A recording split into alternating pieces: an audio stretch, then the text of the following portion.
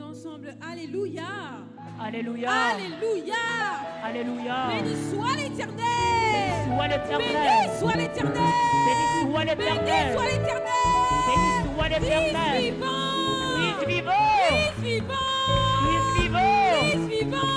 Christ vivant. Christ vivant. Christ vivant. Christ vivant. Christ vivant. Christ vivant. Christ vivant. Christ vivant. Christ vivant. Béni soit l'Éternel. Soit l'Éternel. Amen, gloire à Jésus. Merci Seigneur. Je remercie les chantres. Je remercie aussi les musiciens. Je remercie chacun d'entre vous qui êtes présents ce matin. Nous savons que c'est un dimanche très spécial. Aujourd'hui, c'est le dimanche de la résurrection. Comme on dit en anglais, Resurrection Sunday. C'est un nom bien spécifique et bien particulier. En ce moment même et dans les heures à venir et même juste avant nous, les chrétiens à travers le monde se sont réunis pour célébrer ce jour mémorable qui a eu lieu il y a plus de 2000 ans de cela et qui aujourd'hui a encore du pouvoir et de l'effet sur nous. Je bénis le Seigneur pour cela. Je vous permets de vous asseoir. Je voudrais d'abord partager quelques mots avec vous avant de passer dans une courte prière et entrer dans notre prédication. J'ai souhaité faire les choses un petit peu différemment aujourd'hui. D'habitude, on prie avant de passer le messager, mais je me dis que finalement, nos prières sont faites depuis ce matin au travers des cantiques qui ont été chantés, au travers aussi de la prière pastorale, au travers des mots d'exhortation. Ce sont aussi des prières que nous avons élevées devant le trône du Seigneur et qui nous ont préparés aussi à ce moment-là. Je ne sais pas pourquoi, mais ce matin, j'ai un petit peu le trac de prêcher. Pourtant, c'est quelque chose que je fais depuis maintenant plusieurs années et aussi d'autant plus que depuis que je suis pasteur. Mais ce matin, je trouve qu'il y a une dimension particulière et une importance et aussi une symbolique qui est différente du reste de l'année. La résurrection. Et ce matin, le Seigneur m'envoie appuyer sur ce mot-là auprès de vous, la résurrection. Parce que la résurrection de Jésus nous offre plus que ce que nous aurions pu imaginer, plus que ce que nous aurions dû avoir, plus que ce que nous méritions. Finalement, on méritait la mort. Voici ce que la Bible nous dit. La résurrection du Seigneur nous ouvre la porte à des tas de bénédictions et d'opportunités qu'autrement nous n'aurions pas pu avoir. Et tout cela par la grâce de Dieu. Dire avec moi Amen. Amen. La résurrection du Seigneur nous offre premièrement la réconciliation avec Dieu. OK? La réconciliation avec Dieu. Parce qu'il y a une séparation qui a été faite dès le Jardin d'Éden. Il y a une séparation, il y a une brisure, il y a une casse, il y a une sorte de divorce qui a eu lieu dans le Jardin d'Éden lorsque Adam et Ève se sont rebellés contre Dieu en choisissant de goûter aux fruits de l'arbre défendu. Et par la résurrection du Seigneur, nous sommes réconciliés avec notre Dieu. Le Seigneur Jésus vient réparer cette brèche qui nous menait à la mort. La résurrection du Seigneur nous donne aussi accès à lui. On peut aujourd'hui nous présenter devant Dieu librement, comme on l'a vu hier, librement, avec joie, avec reconnaissance. Elle nous offre aussi la vie éternelle. Ce qui fait que cette vie qu'on a sur cette terre-là, ce n'est que le début de ce qu'il nous promet là-haut. Ta résurrection permet à ces êtres que nous sommes de pouvoir espérer vivre une autre vie dans l'au-delà, une vie qui n'aura pas de fin. La résurrection nous donne aussi la victoire sur le péché, sur le monde, sur les démons et sur la chair. Elle nous rend victorieux. Enfin, elle nous donne une nouvelle vie et un nouveau statut. À vous et à moi.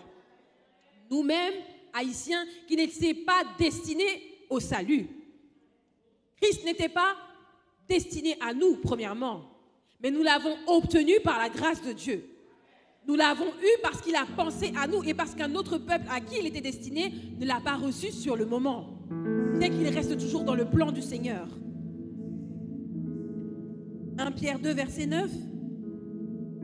Ou au contraire, vous êtes une race élue, un sacerdoce royal, une nation sainte, un peuple acquis, afin que vous annonciez les vertus de celui qui vous a appelé des ténèbres à son admirable lumière. Le Seigneur fait de vous et de moi une royauté. Nous étions esclaves du péché, et d'autant plus nous-mêmes qui sommes plutôt afro-caribéens, nous savons que dans notre histoire, l'esclavage a aussi fait partie. Il n'y avait pas de plan de bonheur pour notre peuple. Il n'y avait pas de plan de bonheur pour nous, mais Jésus est venu renverser cela. Et lorsqu'il est entré dans ton cœur, il t'a donné accès à ce statut royal. Même si tu vois que sur cette terre, tu vis comme peut-être quelqu'un que tu n'aurais pas voulu être. Peut-être que l'argent vient à manquer, peut-être que c'est la santé qui vient à manquer, peut-être que c'est d'autres choses qui viennent à manquer. Pourtant, ça ne change pas le fait que Jésus a fait de toi une royauté. Quelqu'un qui fait partie de cette royauté. Et une royauté est éternelle, qui ne s'effacera jamais. La résurrection. Courbons nos têtes, afin d'inviter le Saint-Esprit qui puisse parler. Seigneur, je bénis ton nom et je te dis merci pour ce dimanche de la résurrection. Merci d'avoir pensé à moi, à mon frère, à ma sœur, à notre peuple. Nous qui étions si éloignés de toi, Seigneur Jésus, par le péché. Nous qui n'étions pas un peuple qui connaissait ton nom, qui même t'honorait, te louait, t'exaltait, Seigneur. Mais tu as changé le temps et circonstances, tu as renversé la table. Et tu nous as permis, Seigneur Jésus, à nous qui étions méprisés, de devenir un peuple élu, de devenir un peuple béni, un peuple qui a un Dieu qui veille sur lui. Je t'invite, Seigneur, ce matin, une fois de plus, à demeurer dans nos cœurs et au milieu de nous. Ta parole nous dit que tu sièges au milieu des louanges de ton peuple. Je te demande maintenant de siéger au milieu de nous, Seigneur, pendant que nous partageons cette parole que tu nous donnes ce matin. Que les cœurs puissent être transformés, que les âmes puissent être consolées, que les corps puissent être guéris, Seigneur Jésus, par ce que tu nous donnes ce matin. Père éternel, agis au milieu de nous. Parle, nous t'écoutons et permets que ton peuple puisse être comme ce terreau fertile, Seigneur, qui reçoit la semence que tu lui envoies. Que cette semence puisse grandir et porter du fruit et bénir d'autres en abondance afin que le cercle vertueux que tu as installé, Seigneur, puisse se perpétuer et arriver, Seigneur Jésus, au but que tu lui as fixé. Je te prie ainsi au nom de Jésus. À toi seul soit gloire et honneur au siècle des siècles. Amen. Merci, Seigneur. Le mot résurrection en grec, se dit anastasis. Pour ceux qui ne le savent pas, du coup, le prénom Anastasia veut dire résurrection. Je reviendrai un jour dans une prédication sur l'importance des prénoms et le rôle que ça joue dans les plans que Dieu a pour nous. Anastasis. Certes, Jésus est ressuscité. Mais ce matin, il m'envoie te dire que par sa résurrection, la résurrection même vient frapper à ta porte. Dis à ton voisin ce matin, la résurrection frappe à ta porte. La résurrection frappe à ta porte. La résurrection frappe à ta porte. Amen. Parce que c'est ce qui est merveilleux avec Christ. Ce qu'il a fait par lui-même, il le fait aussi pour nous. Il s'est levé de la tombe pour que nous-mêmes un jour nous puissions aussi nous lever de la tombe. Je ne vous entends pas. Il s'est levé de la tombe pour que nous puissions un jour nous aussi nous lever de la tombe. Nous aussi, parce que nous sommes en Christ, parce que nous l'avons accepté, nous ressusciterons aussi. Nous sortirons de nos tombes pour ceux qui seront morts au moment du retour du Seigneur. Nous aussi, on se lèvera. Parce que lui-même l'a fait en premier. Il a tracé le chemin. Et non seulement on se lèvera lorsque le temps viendra, mais aujourd'hui même, le Seigneur t'appelle à te lever de ta mort. Parce que la résurrection frappe à ta porte. On va lire ensemble dans le livre de Jean, chapitre 20, le verset 1er à 18. Je vais être très rapide pour ne pas prendre trop de temps. Jean, chapitre 20, verset 1er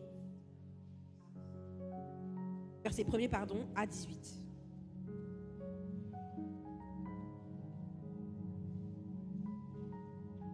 Le chapitre de la résurrection, le chapitre où les premiers témoins se sont tenus à la tombe, au tombeau de Jésus pour voir qu'il était ressuscité. Et juste pour la petite anecdote, est-ce que quelqu'un sait qui étaient ces témoins? Qui a vu que Jésus était ressuscité en premier? C'était des femmes. C'était des femmes. Je ne suis pas du type féministe, je vous le dis tout de suite. Je suis assez traditionnelle. Mais il faut savoir rendre à César ce qui est à César. Et c'était les femmes qui étaient au tombeau et qui ont été les premières témoins de la résurrection de Jésus, qui ont évangélisé ce message de la résurrection. Parce que les hommes ont fui, se sont dispersés lorsqu'on a attrapé Jésus. Lors de son arrestation, ils ont fui par peur, par crainte, par douleur. La Bible nous dit que c'est les femmes et Jean qui sont restés auprès de lui. Mais pour la résurrection, c'est les femmes. Et de la même manière que les femmes étaient présentes pour témoigner de sa résurrection en premier, c'est aussi la femme qui a été séduite en premier. Donc là déjà, en sa résurrection, en faisant des femmes des témoins, Jésus nous ressuscite, nous femmes, dans notre identité, dans ce que le Seigneur a fait de nous, pour que nous puissions être des témoins. Il vient réparer l'erreur et la brèche qui a été faite dans le jardin d'Éden. Et c'est là qu'on voit que notre Seigneur pense à tout. Il n'y a pas un détail sur lequel il appuie qui n'a pas son sens lorsqu'on regarde son plan de manière globale. Le premier jour de la semaine, Marie de Magdala se rendit au sépulcre dès le matin, comme il faisait encore obscur. Et elle vit que la pierre était ôtée du sépulcre. Pour ceux qui ne le savent pas, le tombeau de Jésus était renfermé par une grosse pierre. D'accord ? On nous dit que c'est les Romains qui ont fait mettre cette pierre... cette pierre-là était là pour fermer le sépulcre. Et on nous dit aussi que les Romains avaient fait mettre un sceau sur cette pierre pour être sûr qu'il ne soit pas brisé, qu'on n'essaie pas de voler le corps, parce qu'ils avaient déjà anticipé que peut-être les disciples essaieraient de voler le corps pour le cacher, pour faire je ne sais quelle rumeur sur Jésus. Donc le tombeau était fermé par une grosse pierre qu'on ne pouvait pas rouler à 1, à 2, ni même à 3. Je pense qu'il fallait 4 ou 5 hommes pour pouvoir rouler cette pierre. Elle courut vers Simon-Pierre et vers l'autre disciple que Jésus aimait et leur dit « Ils ont enlevé du sépulcre le Seigneur et nous ne savons où ils l'ont mis. » Et Pierre et l'autre disciple sortirent et allèrent au sépulcre. Ils courèrent tous ensemble, mais l'autre disciple courut plus vite que Pierre et arriva le premier au sépulcre.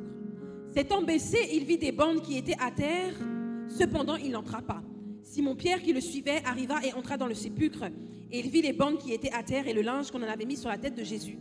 Non pas avec les bandes, mais plié dans un lieu à part. Plié, le linge plié. Impossible qu'un linge soit plié sans l'intervention de quelqu'un. Alors l'autre disciple, qui était arrivé le premier au sépulcre, entra lui aussi, il vit et il crut. Car il ne comprenait pas encore, selon l'Écriture, que Jésus devait ressusciter des morts. Et les disciples s'en retournèrent chez eux. Donc non seulement il a ressuscité, mais en plus le linge qui l'entourait a été plié parce qu'il ne servait plus à rien. Je ne sais pas pour vous, mais lorsque je lave des vêtements et que je les sèche, quand je sais que je n'ai pas besoin de mettre le vêtement, qu'est-ce que je fais ? Je le repasse, je le plie et je le range. Donc pour vous montrer tellement combien le linge qui tenait Jésus n'avait plus d'utilité parce qu'il était ressuscité, il a été plié et posé de côté. Quand je vous dis que le Seigneur appuie sur même les moindres détails, ce n'est pas une blague. Cependant, Marie se tenait près du sépulcre et pleurait. Et comme elle pleurait, elle se baissa pour regarder dans le sépulcre. Et elle vit 2 anges vêtus de blanc, assis à la place où avait été couché le corps de Jésus, l'un à la tête, l'autre aux pieds. Ils lui dirent « Femme, pourquoi pleures-tu » Elle leur répondit « Parce qu'ils ont enlevé mon Seigneur, et je ne le sais où ils l'ont mis. » En disant cela, elle se retourna et elle vit Jésus debout. Mais elle ne savait pas que c'était Jésus. Et Jésus lui dit « Femme, pourquoi pleures-tu ? Qui cherches-tu » Elle, pensant que c'était le jardinier, lui dit « Seigneur, si c'est toi qui l'as emporté, dis-moi où tu l'as mis, et je le prendrai. » Et c'est là qu'on voit la foi de cette femme, parce que je ne pense même pas qu'avec son corps de femme, elle aurait pu porter le corps de Jésus, qui plus est un corps décédé. Mais elle le dit « Rends-le-moi, et je le prendrai » tellement elle était triste et désespérée et touchée qu'on ait pu toucher au corps de son Seigneur. Et Jésus lui dit « Marie !» Elle se retourna et lui dit en hébreu « Rabouni !» c'est-à-dire maître. Jésus lui dit « Ne me touche pas, car je ne suis pas encore monté vers mon Père. Mais va trouver mes frères et dis-leur que je monte vers mon Père et vers votre Père, vers mon Dieu et vers votre Dieu. » Marie de Magdala alla annoncer aux disciples qu'elle avait vu le Seigneur et qu'il lui avait dit ces choses. Il est ressuscité et en ressuscitant, il nous emporte avec lui. Et la résurrection vient frapper à notre porte. Ce matin, le Seigneur m'envoie appuyer sur ce point-là. Toi et moi, nous avons besoin de résurrection. Nous avons besoin de comprendre que la résurrection de Jésus, elle est pour nous aussi aujourd'hui et pour chaque jour qui passe de la semaine. Nous avons besoin de résurrection dans notre vie spirituelle. Nous avons besoin de résurrection dans notre vie sentimentale. Nous avons besoin de la résurrection de Jésus dans notre vie en société. Et je vais revenir sur chacun de ces 3 points tout de suite. Donc allons-y. La résurrection dans ta vie spirituelle, dans ma vie spirituelle. Je ne sais pas si tu manques de prière.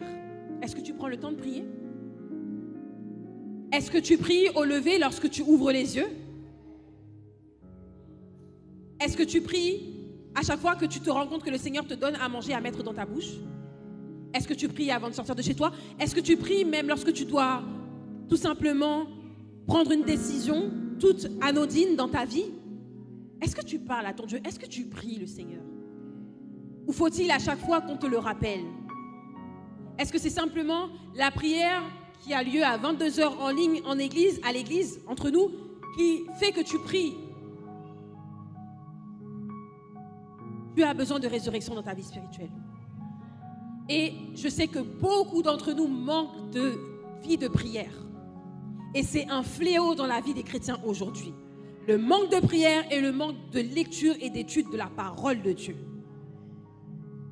Surtout pour nos églises, nos assemblées qui sont très spirituelles, très pentecôtistes, on a tendance à tout mettre sur l'esprit. Donc parce qu'on fait des visions ou parce que on a le Saint-Esprit dans notre vie, on pense que ça suffit et on s'appuie sur nos lauriers. Et vous seriez surpris de savoir que beaucoup de personnes qui prophétisent dans l'église, qui parlent en langue, qui font des visions, ne lisent pas leur Bible. Beaucoup d'entre eux ne prient pas autant qu'ils devraient prier. Pour ne pas être trompés par l'ennemi, justement par ce don de vision. Parce que l'ennemi aussi donne des visions.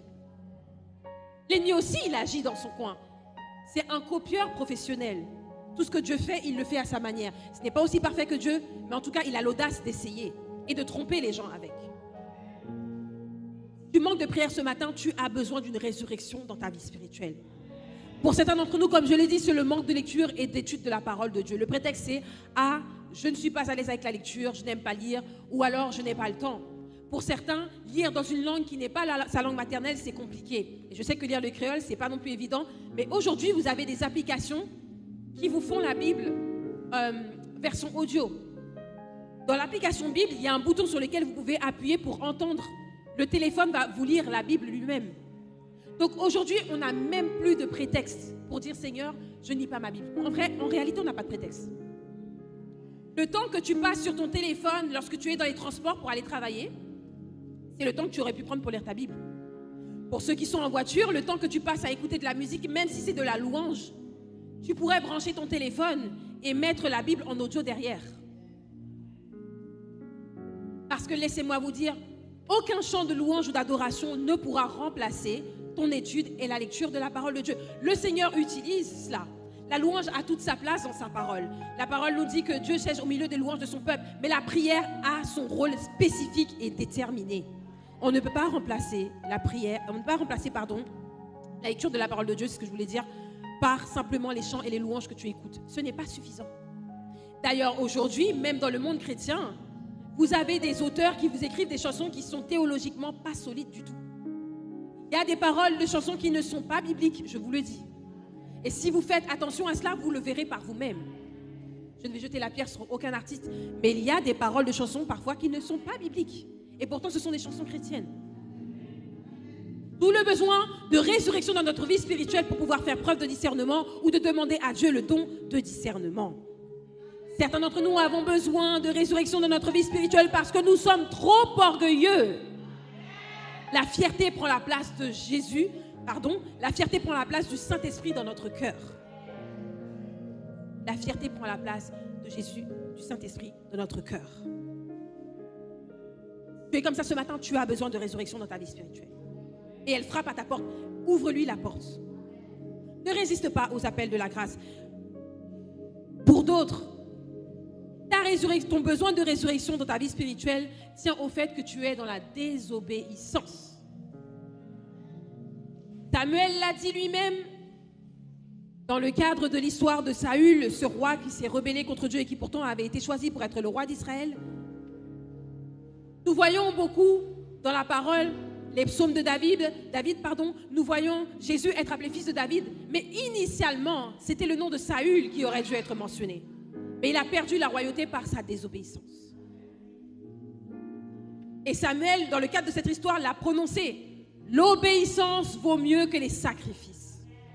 Obéir à Dieu vaut mieux pour toi que de passer 1000 heures dans la prière à prophétiser, à guérir les malades, à faire toutes sortes de choses miraculeuses. L'obéissance.